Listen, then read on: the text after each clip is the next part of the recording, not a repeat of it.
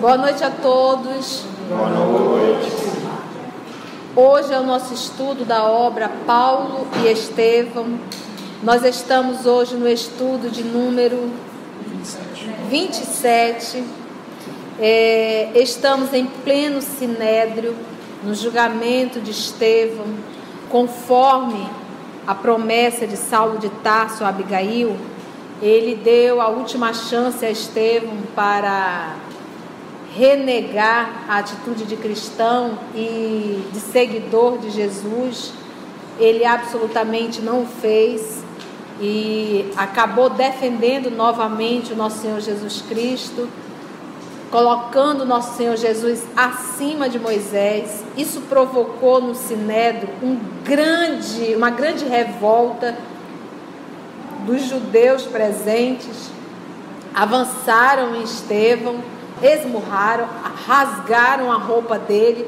Estevão está praticamente seminu, muito maltratado, porque ele já está 60 dias preso, muito maltratado.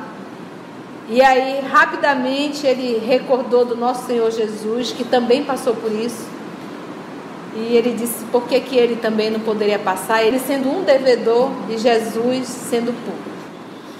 E algo que incomoda muito a Saulo de Tarso é olhar para Estevão e perceber a paz no olhar de Estevão, apesar de todo o tumulto em torno.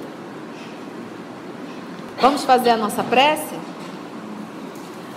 O nosso irmão Maurício irá orar para a gente. Querido Mestre Jesus, te agradecemos, Senhor, a oportunidade da confraternização, onde reencontramos corações queridos para estudar o Teu Evangelho, para estudar o caminho de Paulo de Tarso, de Estevão, e termos aqui, Senhor, informações suficientes para refletirmos o resto de nossas vidas. Tantas pequenas dificuldades nos chamam ao testemunho todos os dias. Tantos pequenos dissabores, tão facilmente contornáveis, que nós deixamos de lado e postergamos a oportunidade do melhoramento.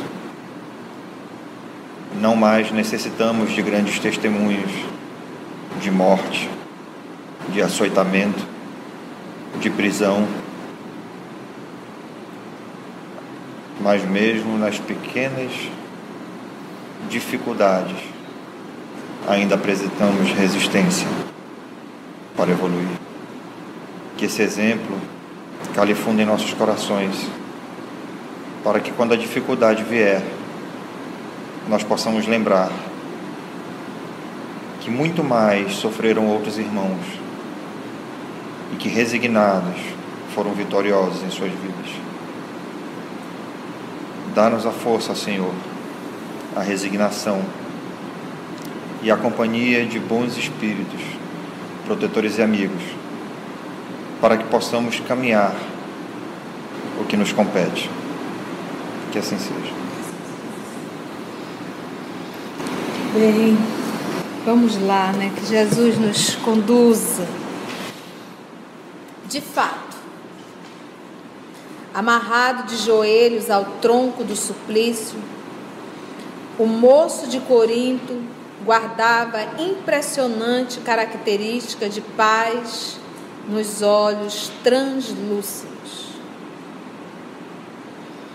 de onde as lágrimas silenciosas corriam abundantes. Ele chorava. O peito descoberto era uma chaga sangrenta, porque as pedradas já haviam iniciado. As vestes enfrangalhadas colavam-se ao corpo empastadas de suor e sangue. O mártir do caminho sentia-se amparado por forças poderosas e intangíveis. Ele estava só? Não estava. Então, aparentemente, nesse momento que nós estamos carregando uma cruz, parece que estamos sozinhos, mas não estamos. Sempre tem uma mão amiga a nos amparar. A cada novo golpe, as pedras, sentia recrudescer os padecimentos infinitos que lhe azorragavam. É o açoite, tá? Os golpes. O corpo macerado, machucado. Mas, no íntimo, guardava a impressão de uma lenidade sublime. Essa lenidade aí de brandura. O coração batia descompassadamente. O tórax estava coberto de feridas profundas, as costelas fraturadas. As pedradas, né? Fraturando as costelas. Nessa hora suprema, recordava os mínimos laços de fé que o prendiam a uma vida mais alta. Lembrou todas as orações prediletas da infância. Fazia o possível por fixar na retina o quadro da morte do pai supliciado e incompreendido. Intimamente repetia o Salmo 23 de Davi, qual fazia junto da irmã nas situações que pareciam insuperáveis. O Senhor é meu pastor, nada me faltará. Fecha aspas.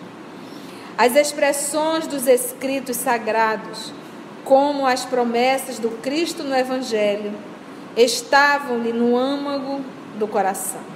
Isso aqui é fantástico. As expressões dos escritos sagrados, como as promessas do Cristo no Evangelho, estavam-lhe no âmago do coração, o sentimento. Tanto é que naquele momento necessário ele trazia tudo aquilo para colocar em prática. Quando as lições do Evangelho estão apenas na intelectualidade e não no coração, no sentimento, na hora que eu passo pela provação eu não consigo vivenciar. Quando essas lições do Evangelho elas fazem parte do meu mundo interior, do meu sentimento, eu sei acionar isso nos momentos difíceis.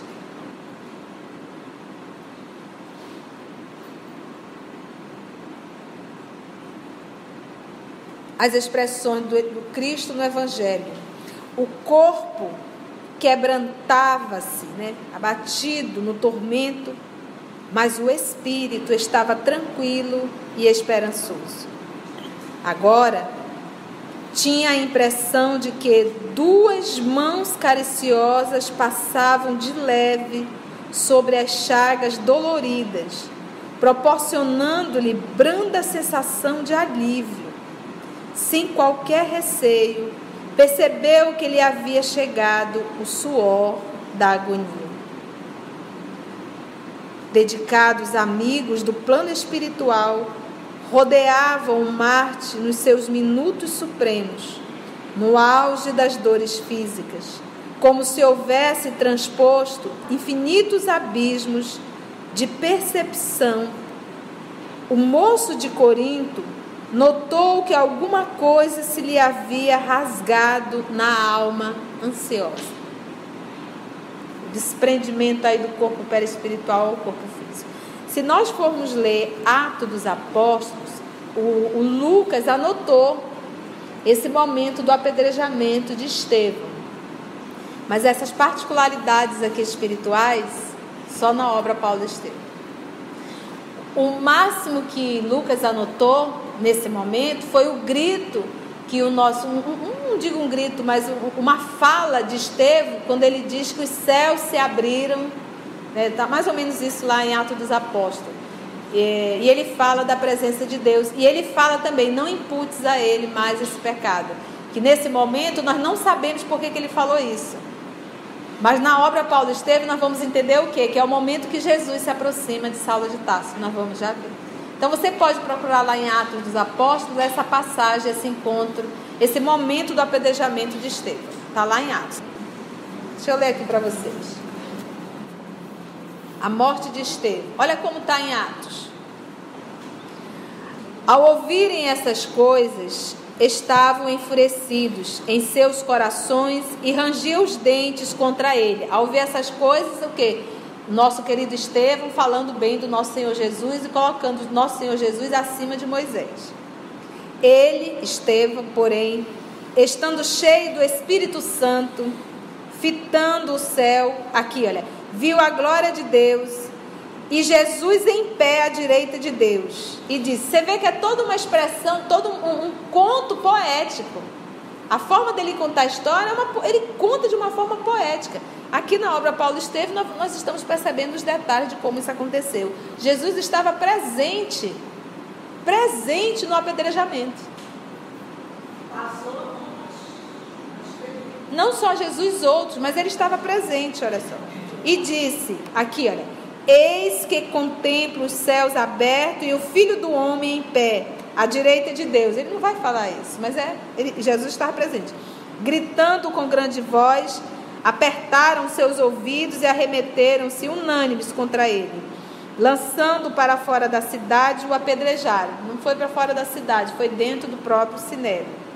As testemunhas depuseram as suas vestes junto aos pés de um jovem chamado Saulo e apedrejaram a Estevão, que invocava dizendo, Senhor Jesus, recebe meu espírito. Pondo-se de joelho, gritou com grande voz, Senhor, não lhes imputes este pecado. E tendo dito isto, adormeceu. Ele desmaia, porque na verdade nesse momento ele não morre, ele dá aquela desmaiada, porque ainda vai chegar Abigail. Olha só que situação. Nós temos uma ideia aí então de Lucas e vamos ver agora aqui. Dedicados amigos do plano espiritual, rodeavam o Marte nos seus minutos supremos, no auge das dores físicas, como se houvesse transposto infinitos abismos de percepção. O moço de Corinto notou que alguma coisa se lhe havia rasgado na alma ansiosa. Seus olhos pareciam mergulhar em quadros gloriosos de outra vida. A legião de emissários de Jesus, que o cercava carinhosamente, figurou-se-lhe a corte celestial. Olha que interessante. Olha aqui, ó. A legião de emissários de Jesus, que o cercava carinhosamente. Figurou-se-lhe a corte celestial. No caminho de luz desdobrado à sua frente, isso tudo era ele enxergando, reconheceu que alguém se aproximava, abrindo-lhe os braços generosos. Pelas descrições que ouvira de Pedro, percebeu que contemplava o próprio Mestre em toda a resplandecência de suas glórias divinas. Saulo observou que os olhos do condenado estavam estáticos e fulgurantes, brilhantes. Foi quando o herói cristão, movendo os lábios, exclamou em alta voz: Eis que vejo os céus abertos e o Cristo ressuscitado na grandeza de Deus. Essa foi a fala dele, que ele gritou. Eis que vejo os céus abertos e o Cristo ressuscitado. Viram, então, que duas mulheres jovens aproximavam-se do perseguidor com gestos íntimos. Dalila entregou Abigail ao irmão, despedindo-se logo para atender ao chamado de outra amiga.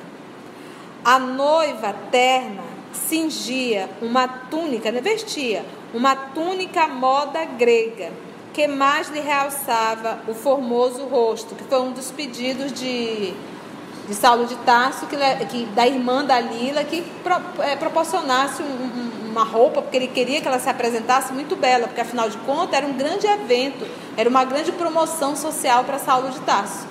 Então isso é um evento. Imagina ela chegar, uma pessoa que já passou por essa situação, e encontrar alguém coberto em chagas, sangue,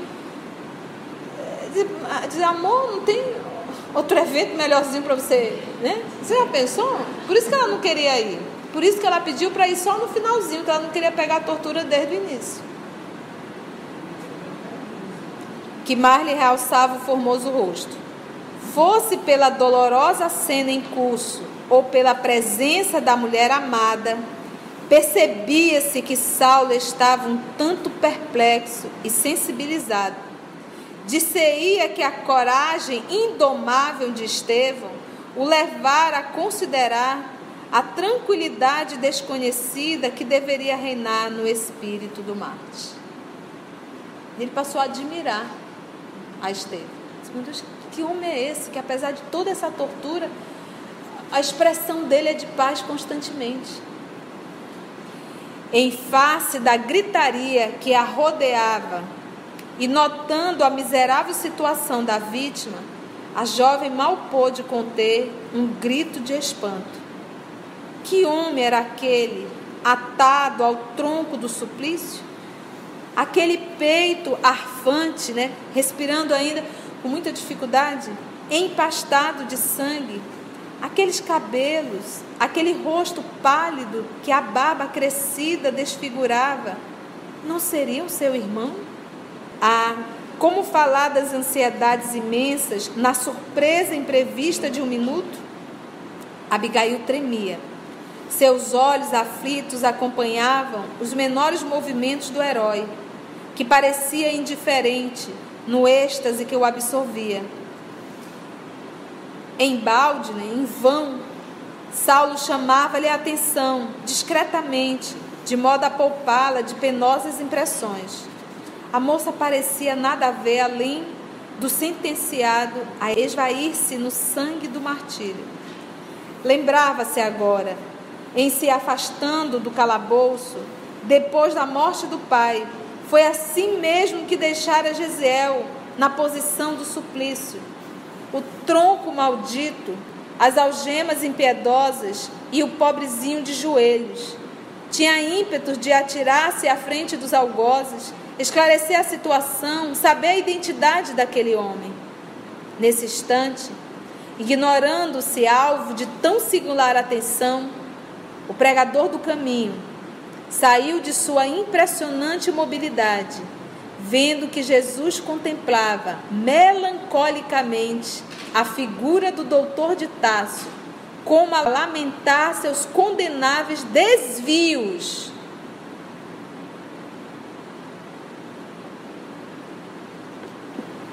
Desvios.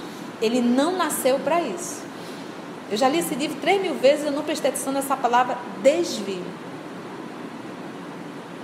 Então, desvio é assim, olha, teu caminho foi traçado para te fazer isso. Você nasceu com um ponto traçado e você está saindo da roda.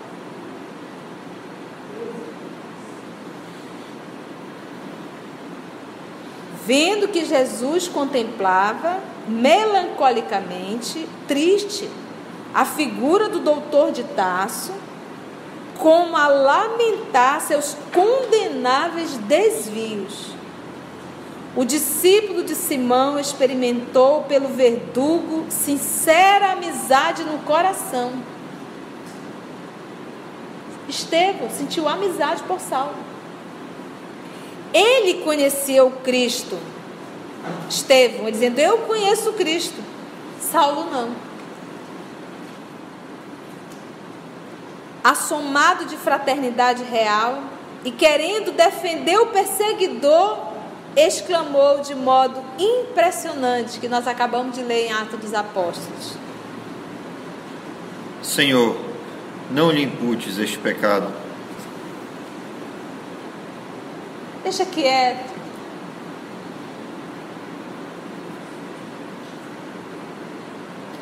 Você imagina, nesse momento, nesse sofrimento todo, Jesus está lado a lado com Saulo de Tarso.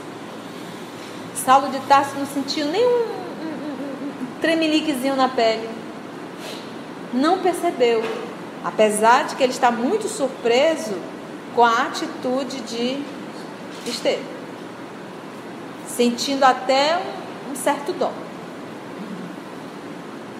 Ele está meio paralisado. E Jesus está presente. Jesus está presente, olhando para ele, lamentando o que ele está fazendo. Você imagina quando nós estamos fazendo coisas erradas? A expressão de tristeza do nosso Senhor Jesus? Que é isso, meu filho? Não foi para isso que você nasceu. Isso dito, voltou os olhos para fixá-los no verdugo amorosamente. Eis, porém, que divisou junto dele a figura da irmã, trajada como nos dias de júbilo na casa paterna. Era ela, a irmãzinha amada, por cujo afeto tantas vezes lhe palpitara o coração de saudade e de esperança. Como explicar sua presença? Quem sabe havia sido também levada ao reino do mestre e regressava com ele em espírito para trazer-lhe as boas-vindas de um mundo melhor? Ele imaginou que ela estava desencarnada. Quis bradar, gritar sua alegria infinita, atraí-la, ouvir-lhe a voz nos cânticos de Davi, morrer embalado pelo seu carinho. Mas a garganta já não timbrava, tinha mais voz. A emoção dominara-o na hora extrema. Sentiu que o mestre de Nazaré acariciava-lhe a fronte. Poxa, estou desencarnando, quem vem me receber? Jesus. Jesus ali acariciando os cabelos de Estevão.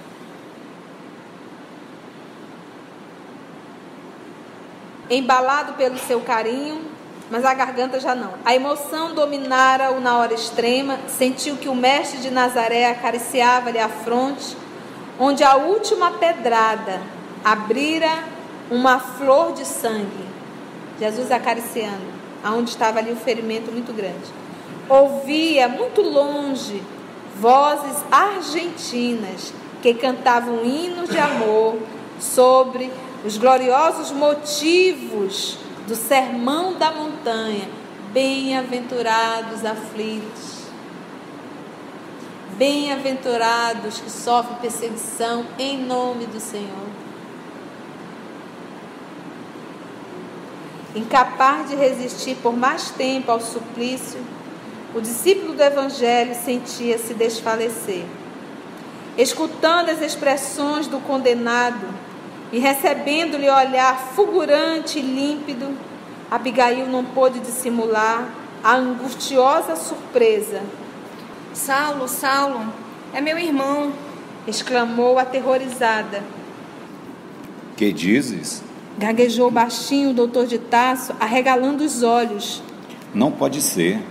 Enlouqueceste? Não, é ele, repetia tomada de extrema palidez. É Gesiel, insistia Abigail assombrada. Querido, concede-me 1 minuto, deixa-me falar ao moribundo apenas 1 minuto. Impossível, replicou o moço contrafeito. Saulo, pela lei de Moisés, pelo amor de nossos pais, atende, exclamava, torcendo as mãos. Ou seja, ela pegou pesado agora. Se não é por mim, por Moisés e pelos nossos pais. Ele não podia, ele como doutor da lei, não podia negar um pedido colocando Moisés. Se não for por mim, se não está me atendendo, por Moisés e pelos nossos pais. Que Deus o livre. Pai e mãe era, dentro da cultura hebraica, é algo, Deus no céu e pai e mãe na terra. O ex-discípulo de Gamaliel não acreditava na possibilidade de semelhante coincidência. Além do mais, havia diferença do nome. Convinha esclarecer esse ponto. Antes de tudo, certo, a falsa impressão de Abigail se desfaria ao primeiro contato direto com o agonizante. Sua índole sensível e afetuosa justificava o que, a seu ver, era um absurdo, conjugando essas reflexões de um segundo. Falou a noiva com austeridade. Irei contigo identificar o moribundo, mas até que o possamos fazer, cala as tuas impressões.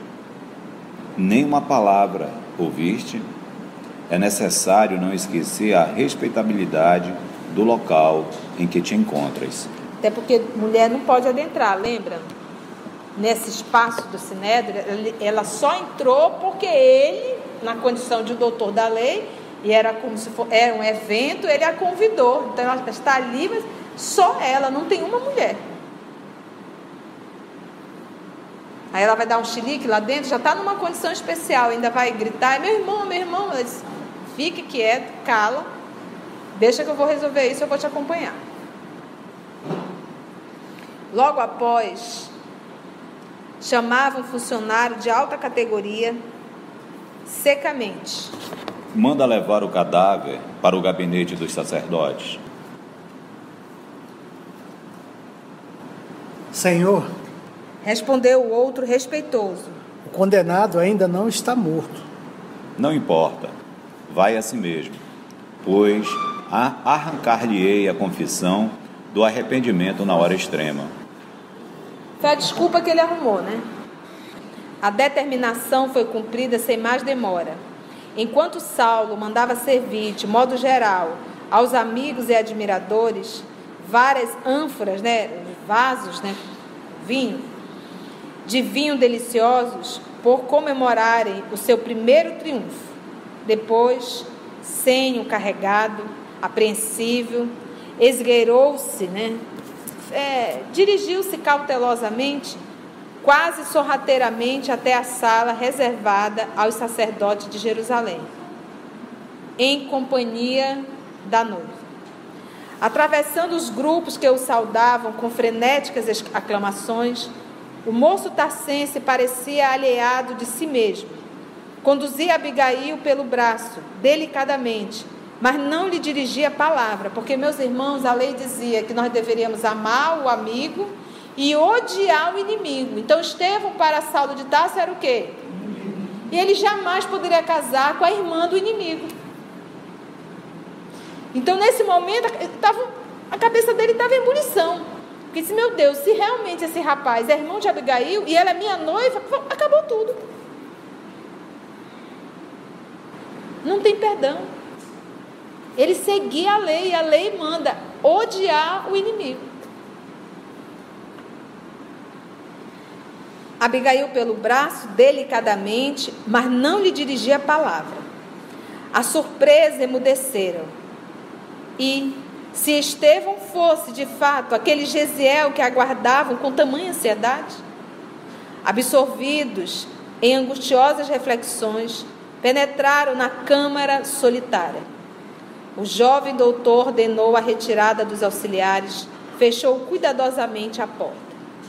Abigail aproximou-se do irmão ensanguentado, com infinita ternura, e, como se sentisse chamado à vida por uma força poderosa e invencível, então aqui já deixa bem claro que a misericórdia divina revitalizou aquele corpo para aguentar alguns minutos de conversa. Ambos notaram que a vítima movia a cabeça sangrenta, evidenciando o penoso esforço da derradeira agonia. Estevão murmurou: Abigail. Pronto. Essa fala dele já deixou bem claro que ele era o irmão. Nessa hora, Saulo de Tarso deve estar colado na parede. Caiu tudo por terra. Aquela voz era quase um sopro, mas o olhar estava calmo, límpido. Ouvindo-lhe a expressão vacilante e arrastada, o jovem tarcense recuou, tomado de espanto. que significava tudo aquilo, não poderia duvidar. A vítima de sua perseguição implacável era o irmão bem-amado da mulher escolhida. Que mecanismo do destino engendrara semelhante situação, que ele havia de amargurar toda a vida? Onde estava Deus que não inspirara nessa confissão de circunstância que o levaram até aquele irremediável, cruel desfecho? Sentiu-se possuído de um pesar sem limite. Ele, Saulo, que elegera Abigail o anjo tutelar da existência, seria obrigado a renunciar a esse amor para sempre. O orgulho de homem não lhe permitiria desposar a irmã do suposto inimigo, confessado e julgado reles criminoso. Aturdido, deixou-se ali ficar, como se fosse incoercível, o chumbasse ao solo, transformando-o em objeto de insuportáveis ironia, como se fosse a ironia do destino. Gesiel, exclamou Abigail, osculando, beijando e regando de lágrimas a fonte do moribundo. como te vejo eu? Parece que o suplício te durou desde o dia em que nos separamos. E soluçava. Estou bem, Disse o discípulo de Jesus, fazendo o possível por mover a destra quebrada e deixando perceber o desejo de acariciar-lhe os cabelos, como nos dias da meninice e da primeira juventude. não chores. Eu estou com Cristo. Quem é o Cristo? Murmurou a jovem. Por que te chamam Estevão? Como te modificaram assim? Jesus é o nosso Salvador. Explicava o agonizante, no propósito de não perder os minutos que se escoavam céleres. Agora chamam-me Estevão, porque um romano generoso me libertou, mas pediu absoluto segredo. Perdoa-me. Foi por gratidão que obedeci ao conselho. Ninguém será reconhecido a Deus se não mostrar agradecimento aos homens. Olha, o homem está morrendo e está dando lição. Vendo que a irmã prosseguia em soluços, continuou. Sei que vou morrer, mas a alma é imortal. Sinto deixar-te, quando mal torno a ver-te, mas hei de ajudar-te do lugar em que estiver. Ouve, Gesiel. Exclamou a irmã num desabafo. Que te ensinou esse Jesus para te levar a um fim tão doloroso? Quem assim abandona um servo leal, não será antes um senhor cruel? O moribundo pareceu ademoestá-la com um olhar. Não penses dessa maneira. Prosseguia com dificuldade. Jesus é justo e misericordioso. Prometeu estar conosco até a última consumação dos séculos. Mais tarde compreenderás. A mim, ensinou-me a amar os próprios verdugos. Ela abraçava-o carinhosa, desfeita em lágrimas abundantes. Depois de uma pausa em que a vítima se revelava nos derradeiros instantes da vida material, viu-se que Estevão se agitava em esforços supremos. Com quem te deixarei? Este é meu noivo. Esclareceu a jovem, apontando o moço de Tarso, que parecia petrificado. O moribundo contemplou sem ódio e acentuou. Cristo os abençoe. Não tenho no teu noivo um inimigo, tenho um irmão. Saulo deve ser bom e generoso. Defendeu Moisés até o fim. Quando conhecer a Jesus, servi-lo-á com o mesmo fervor. Sê para ele a companheira amorosa e fiel.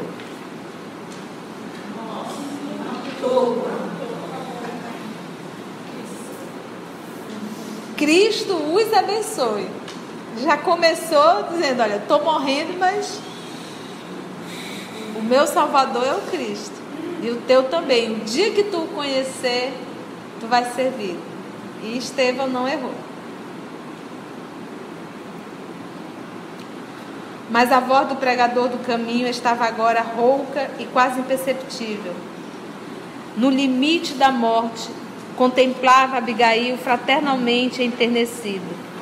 Ouvindo-lhe as últimas frases, o doutor de Tarso fizera-se pálido. Queria ser odiado, maldito. A compaixão de Estevão, fruto de uma paz que ele, Saulo, jamais conhecera no fastígio das posições mundanas, impressionava-o fundamente. Entretanto, sem saber porquê, a resignação e a doçura do agonizante assaltavam-lhe o coração enrijecido. Trabalhava, porém, intimamente para não se comover com a cena dolorosa. Não se dobraria por uma questão de sentimentalismo. Abominaria aquele Cristo que parecia requisitá-lo em toda parte, a ponto de colocar-se entre ele e a mulher adorada. O cérebro atormentado do futuro rabino suportava a pressão de 1000 fogos. Desprezara o orgulho de família e elegera Abigail para a companheira de lutas, embora ele não conhecesse os ascendentes familiares, porque Abigail era uma menina muito simples, não conhecia pai, não conhecia mãe, ele abriu mão de todos esses pormenores sociais. Amava pelos laços da alma, descobrira no seu delicado coração feminino tudo quanto havia sonhado nas cogitações de ordem temporal. Ela sintetizava as suas esperanças de moço, era o penhor do seu destino, representava a resposta de Deus aos apelos da sua juventude idealista. Agora, abrira-se entre ambos um abismo profundo. Irmã de Estevão, ninguém ousara afrontar-lhe a autoridade na vida, a não ser aquele ardoroso pregador do caminho, cujas ideias jamais se poderiam casar com as suas. Detestava aquele rapaz apaixonado pelo ideal exótico de um carpinteiro e tinha culminado nos propósitos de vingança. Se desposasse Abigail, jamais seriam felizes. Ele seria o verdugo, ela a vítima. Além disso, sua família, aferrada ao rigorismo das velhas tradições, não poderia tolerar a união depois de conhecidas as circunstâncias. Estão vendo? Quando Saulo de Tarso identifica em Estevão a paz, a serenidade, identifica em Estevão, e ao mesmo tempo ele diz: eu nunca tive isso. A impressão que nos dá, porque eu não posso, por exemplo, tinham várias pessoas, mas ninguém identificou. Saulo identificou. Se ele identificou, é porque ele já conhecia. E Saulo de Tarso é resultado da educação que ele recebeu nessa encarnação. É por isso que nós falamos que uma encarnação na riqueza e no poder é muito, muito, muito perigosa. Porque isso nos fascina. E por isso que Jesus falou que ele estava tomando o quê? Desvio.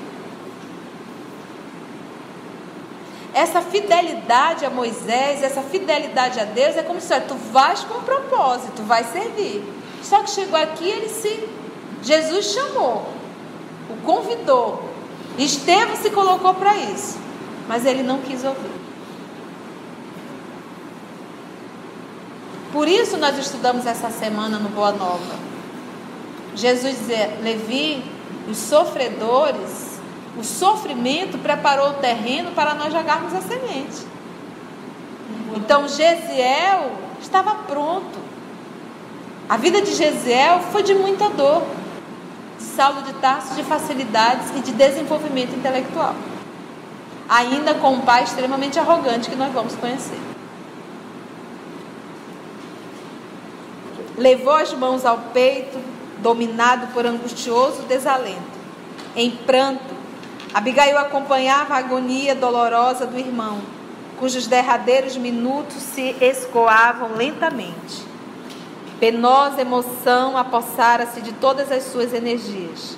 Na dor que a dilacerava nas fibras mais sensíveis, parecia não ver o noivo que lhe seguia os menores movimentos, entre surpreso e estarrecido. Com muito cuidado, a jovem sustinha a fronte do moribundo, depois de haver sentado para aconchegá-lo carinhosamente. Ou seja, a túnica dela grega, só sangue. Observando que o irmão lhe lançava o último olhar, exclamou angustiada: Gesiel, não te vais. Fica conosco, nunca mais nos separaremos. Ele, quase a expirar, ciciava: A morte não separa os que se amam. Isso, né? E, como se houvera lembrado algo de muito grato ao coração, arregalou os olhos desmesuradamente numa expressão de imenso júbilo. Como no Salmo de Davi. Dizia arrastadamente: Podemos dizer que o amor e a misericórdia seguiram todos os dias de nossa vida. Salmo 23 de Davi, que Saulo de Tarso também sabe decor. A jovem escutava-lhe as derradeiras palavras, como ouvidíssimo. Enxugava-lhe o suor sanguinolento do rosto, que se iluminava de uma serenidade superior. Abigail, Murmurava ainda como num sopro: vou-me em paz. Quisera ouvir-te na prece dos aflitos e agonizantes. Ela recordou os últimos momentos do suplício do genitor, no dia inesquecível da separação, nos calabouços de Corinto. Vocês lembram que ela cantou essa música? De relance, compreendeu que ali outras forças se encontravam em jogo. Não mais Licínio Minúcio e os sequazes, os adversários cruéis, mas o próprio noivo, transformado em verdugo por um terrível engano. Afagou com mais carinho a cabeça sangrenta, conchegou o moribundo ao coração como se fosse uma adorável criança. Então, embora rígido e inquebrantável na aparência, Saulo de Tarso observou mais nitidamente o quadro que nunca mais lhe sairia da imaginação. Guardando o moribundo no regaço fraterno, a jovem elevou o olhar para o alto, mostrando as lágrimas que lhe caíam pungentes. Não cantava, mas a oração lhe saía dos lábios como a súplica natural do seu espírito a um Pai amoroso que estivesse invisível. Senhor Deus, Pai dos que choram, dos tristes, dos oprimidos, fortaleza dos vencidos, consolo de toda a dor, embora a miséria amarga, dos prantos de nosso erro, deste mundo de desterro, clamamos por vosso amor. Nas aflições do caminho, na noite mais tormentosa, vossa fonte generosa é o bem que não secará. Sois em tudo a luz eterna, da alegria e da bonança, nossa porta de esperança que nunca se fechará. Quando tudo nos despreza no mundo da iniquidade, quando vem a tempestade sobre as flores da ilusão, ó Pai, sois a luz divina, o cântico da certeza, vencendo toda a aspereza, vencendo toda a aflição. No dia da nossa morte, no abandono ou no tormento, trazei-nos o esquecimento da sombra, da dor, do mal. Que nos últimos instantes sintamos a luz da vida, renovada e redimida, na paz ditosa e imortal. Terminada a prece, Abigail tinha um rosto orvalhado de pranto. Sobre a carícia suave de suas mãos, Gesiel aquietara-se. Palidez de neve caracterizava-lhe a face cadavérica, aliada à profunda serenidade fisionômica. Saulo compreendeu que ele estava morto, e enquanto a jovem de Corinto se levantava cuidadosamente, como se o cadáver do irmão requisitasse toda a ternura do seu espírito bondoso, o moço tarcense aproximou-se de senho carregado e falou com austeridade: Abigail, tudo está consumado e tudo terminou, também entre nós.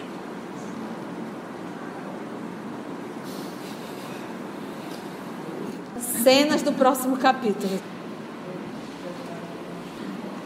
Tudo em paz, foi bom o estudo, nossa balada de sexta-feira.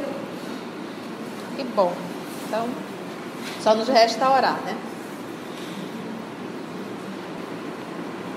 Senhor Jesus, amor de nossa vida,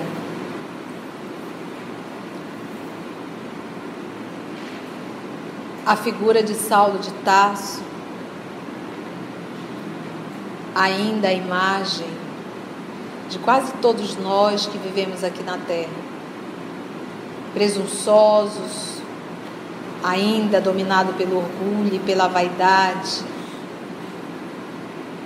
tendo atitudes intempestivas,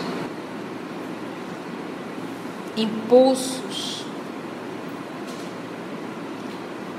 e querendo sempre ser atendido em seus desejos, em sua vontade. Esse é o quadro ainda infantil da humanidade terrena. Nessa noite recebemos muitas lições. Mais uma vez, nós gostaríamos de lhe agradecer por essa oportunidade, por essa lembrança constante e por esse pedido constante para a nossa reforma moral. Muito obrigado, divino amigo. Muito obrigado a vocês, amigos espirituais, que aqui se fazem presente. E se algo temos a te pedir, Jesus, é que nos ajude, ainda uma vez mais, a trabalhar esse homem velho que insiste em estar vivo dentro de nós. Muito obrigado, amor querido, e muito obrigado a todos vocês, amigos espirituais, que estiveram conosco, que estão e que conduziram esse nosso trabalho, em nome do nosso Senhor Jesus.